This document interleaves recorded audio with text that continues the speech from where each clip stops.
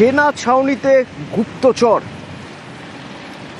আমাদের বাগডোগরার কাছে যে ব্যাংডুবি সেনা ছাউনি রয়েছে সেখানে চর, ভাবা যায় কতদিন ধরে কাজ করছিল সেই চর, কোন দেশের চর, কাদের তথ্য পাচার করত এবং এখনো পর্যন্ত কত তথ্য হাতের নাক বাইরে চলে গেছে, ধরা পড়লো কিভাবে।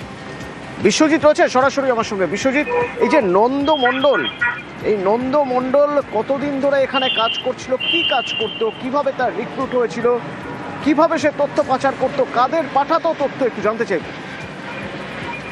দেখো, ধৃত নন্দ মণ্ডল তিনি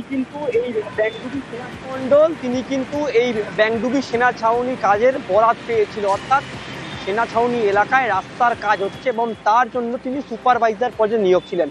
সেনাবাহিনী এলাকায় ঢুকতে গেলেই প্রথমে কিন্তু সচিত্র পরিচয়পত্র দেখাতে হয়।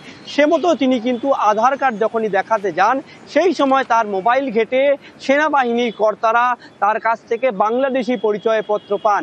আর এই পরিচয়পত্র তার ভারতীয় পরিচয়পত্রের সঙ্গে মিল থাকায় নন্দ এই মণ্ডলকে কিন্তু গ্রেপ্তার করা হয় এবং তার কাছ থেকে বহু নথি পাওয়া গিয়েছে এবং তিনি জিজ্ঞাসাবাদে জানান যে 1990 সালে তিনি কিন্তু এদেশে আসেন এবং 90 সাল থেকে 2025 সাল পর বিভিন্নভাবে তিনি কিন্তু অবৈধভাবে বাংলাদেশ ও ভারতের মধ্যে যাতায়াত করতেন। তার পুরো পরিবার জলপাইগুড়িতে রয়েছে।